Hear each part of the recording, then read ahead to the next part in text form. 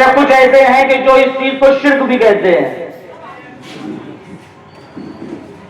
کہ اللہ کے سوا کسی سے مانگنا یہ تو شرک ہو گیا. یہاں پر ایک بات کہ ہمیں دین بتایا ہی نہیں جاتا ہے. اکثر مساجد میں اب کہانیاں سنائی جاتی ہیں, کرامتوں پہ کرامتیں سنائی جا رہی ہیں. دین کیا ہے نہیں بتایا جاتا, قرآن کیا ہے نہیں بتایا جا رہا, شریعت کیا ہے یہ ہماری عوام کو نہیں بتایا جا رہا. قوم گمراہ ہو رہی ہے, پریشان ہو رہی ہے, کہانیوں پہ کہانیاں سنا رہے ہیں. ایک کہانی بالکل تازہ سنا ہوں میں, مجھے آج ایک صاحب نے ہمارے محلے کے بتائی کہ ایک مسجد میں وہاں کے امام صاحب بیان کر رہے تھے کہ پیارے نبی صلی اللہ علیہ وسلم کو کسی نے خواب میں دیکھا, اور خواب میں دیکھنے کے بعد یہ دیکھا خواب میں کہ پیارے آقا علیہ الصلوۃ والسلام جنت کے باہر ٹہل رہے ہیں, جنت میں جو محل ہے اس کے باہر ٹہل رہے ہیں. تو جنہوں نے خواب دیکھا تو انہوں نے پیارے نبی سے پوچھا کہ یا رسول اللہ آپ اپنے محل کے باہر کیا ہے؟ تو پیارے نبی صلی اللہ علیہ وسلم نے ارشاد فرمایا کہ میرا سچا عاشق آ رہا ہے, میں اس کا انتظار کر رہا ہوں. اللہ اکبر.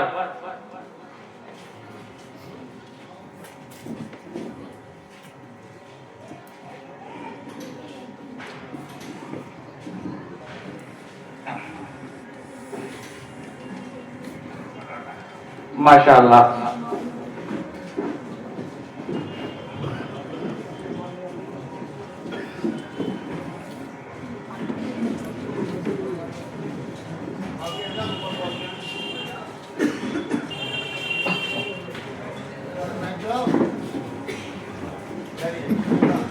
درود پاک پڑھ لیں, اللہم صلی وسلم علی سیدنا ومولانا محمد وعلی آل سیدنا مولانا محمد بعدد کل شیء معلوم لک ربی انی بجمالک حسنی یا رسول اللہ صلی اللہ تعالی علیہ وسلم.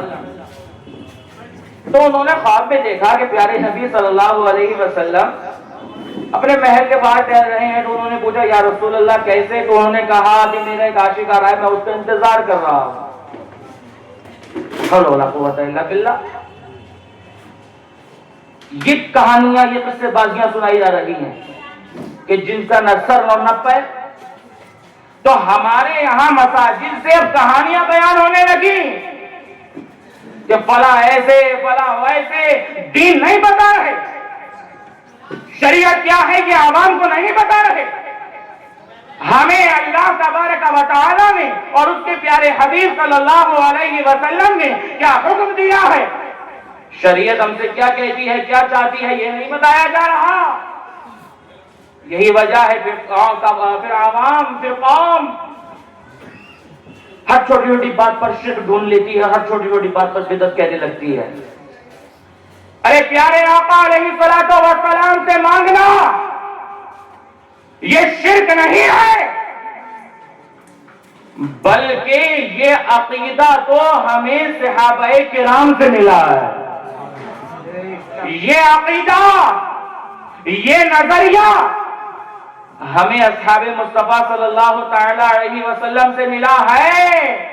ارے اللہ تبارک و تعالی نے تو ہمیں جو کچھ عطا فرمایا اپنے حبیب کے صدقے میں عطا فرمایا, اور اپنے حبیب کو وہ شان, وہ پاور, وہ اتھارٹی عطا فرمائی ہے کہ جو ان کی بارگاہ میں پہنچ جائے, جو ان کی بارگاہ سے طلب کر لے, ارے میرے کملی والے آقا اس سے اتنا نوازیں گے, اتنا نوازیں گے کہ اس سے سمایا نہ جائے گا. اسی عقیدے کو حضور مجدد مراد آبادی نے اپنے اشعار میں کچھ یوں بیان کیا کہ ایک تمنا میرے دل کی, میرے سرور نکلے, آخری سانس جو نکلے تیرے در پر نکلے, اور آپ کو بخشی ہے وہ طاقت و قوت رب نے, آپ اگر چاہے تو قطرے سے سمندر نکلے. اللہ اکبر.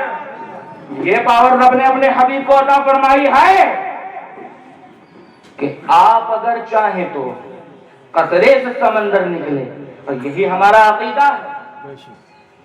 اب بات اور پکی کرنے کے لیے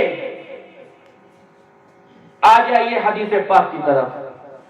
کوئی کہے آپ سے بھائی وہ تو اپنی منہ زبانی باتیں کر رہے تھے, کوئی دلیل تو دی نہیں, ریفرنس تو دیا نہیں, حوالہ تو پیش کیا نہیں. سب دیں گے.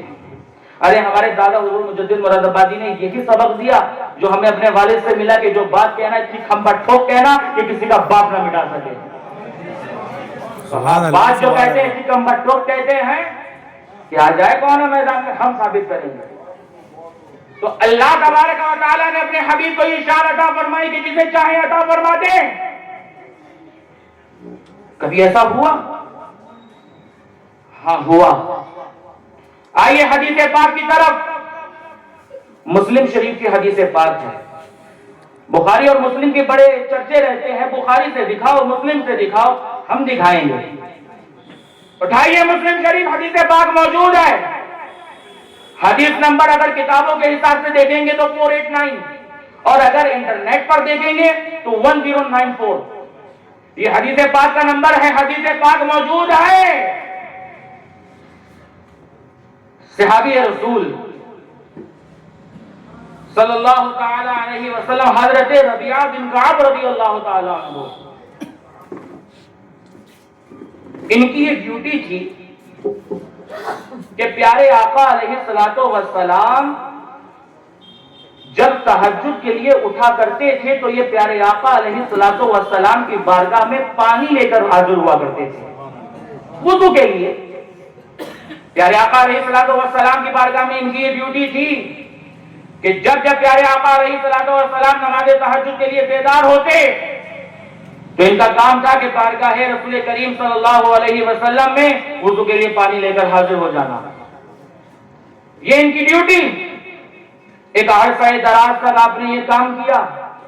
ایک دن پیارے آقا علیہ الصلوۃ والسلام بڑے خوش, اور اسی خوشی کے عالم میں کہتے ہیں کہ اے ربیعہ مانگ کیا مانگتا ہے.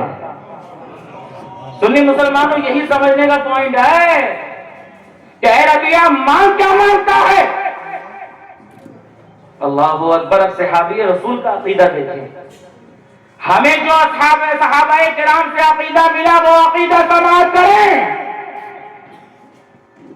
وہ صحابی رسول حضرت ربیعہ یہ نہیں کہتے یا رسول اللہ میں تو رب سے مانگوں گا, اگر آپ سے مانگ لیا یہ تو شرک ہو جائے گا, اگر آپ کی بارگاہ سے طلب کر لیا یہ تو شرک کہلائے گا, شرک کروں گا میں. نہیں, میں تو اللہ کی بارگاہ میں جا کر ہاتھ اٹھا کر اس سے دعا کروں گا, اس سے مانگوں گا جو مجھے مانگنا ہے. ان کے بقول تو یہی کہنا چاہیے تھا نا کہ جو کہتے ہیں رسول پاک سے مانگنا شرک ہے.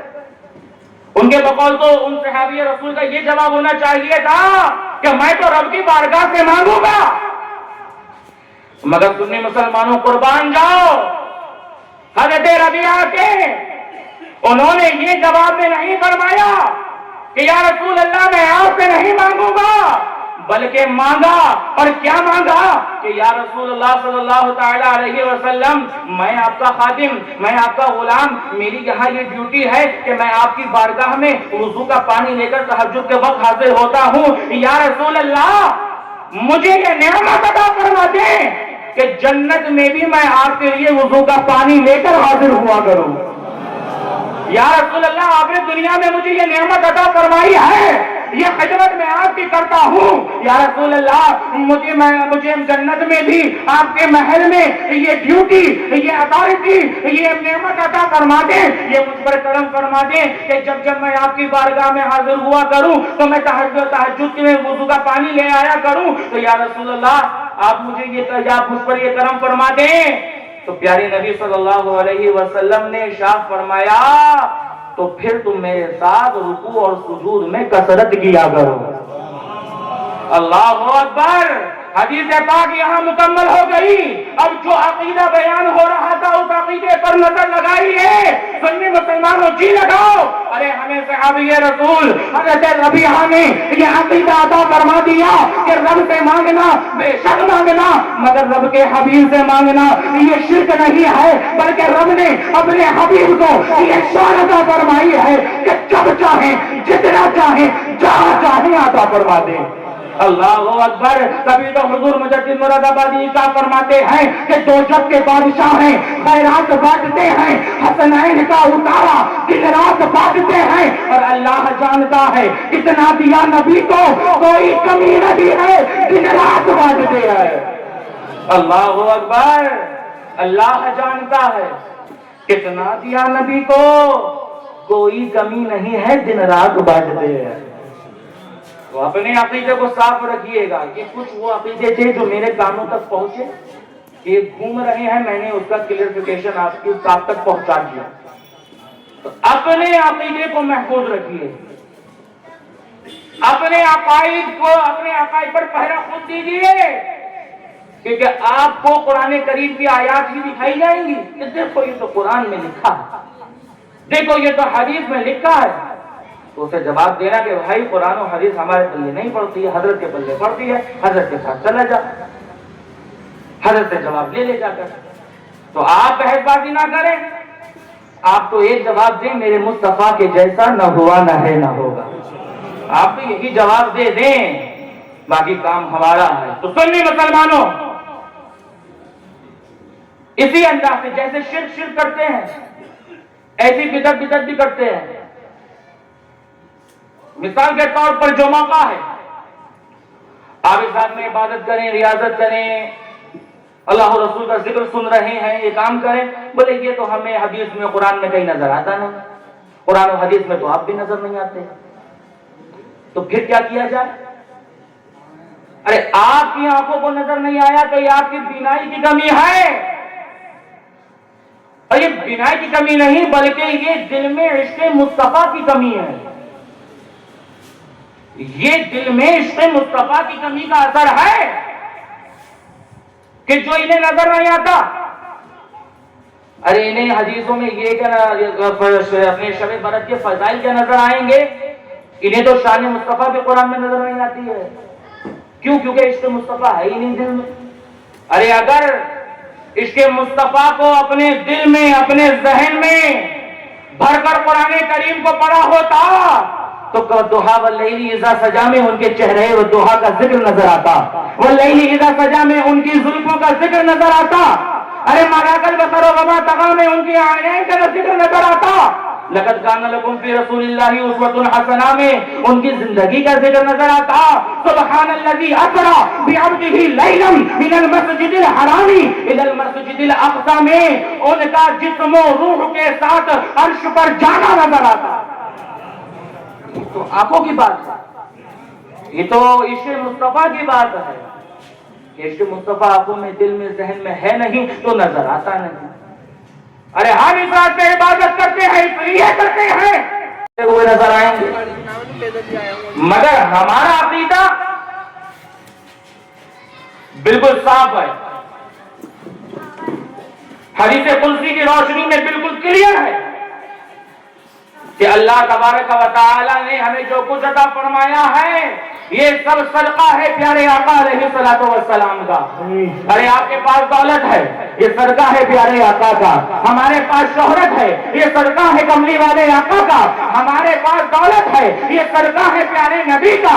ارے آج ہمارے پاس عزتیں ہیں, یہ صدقہ ہے پیارے آقا علیہ الصلوۃ والسلام کا. ارے چاند کو چاندنی ملی ہے, یہ صدقہ ہے کملی والے آقا کا. دریا کو روانی ملی ہے, چاند کو چاندنی ملی ہے, یہ صدقہ ہے کملی والے آقا کا. دریا کو روانی ملی ہے, یہ صدقہ ہے کملی والے آقا کا. ارے تاروں کو چمچماہٹ ملی ہے, یہ صدقہ ہے کملی والے آقا کا. جن بچیوں کو پیدا ہوتے ہی دفن کر دیا جاتا تھا ان بچیوں کو عزت ملی ہے, یہ صدقہ ہے کملی والے آقا کا. جن عورتوں کو حقارت بڑی نظروں سے دیکھا جاتا تھا ان عورتوں کو عزت ملی ہے, وہ رحمت ملی ہے, یہ صدقہ ہے کملی والے آقا کا.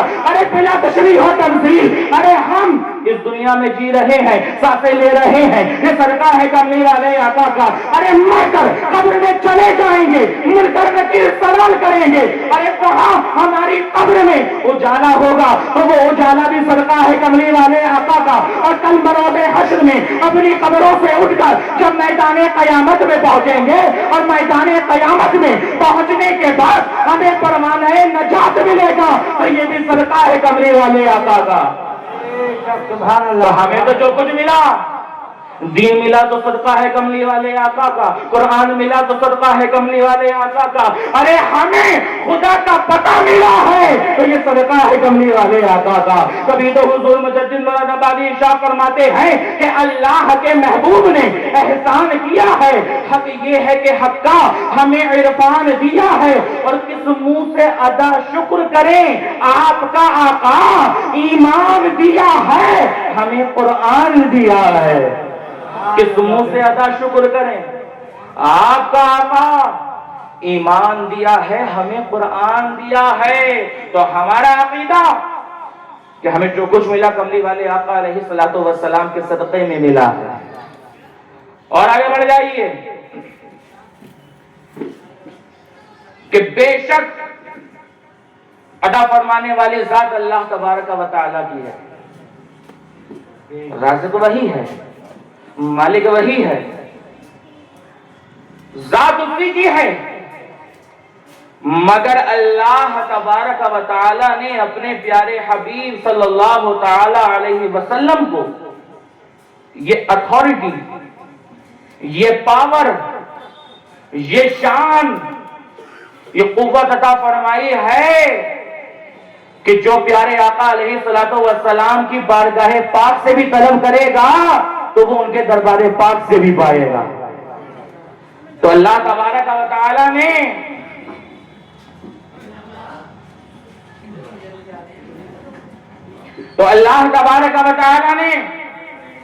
اپنے پیارے حبیب صلی اللہ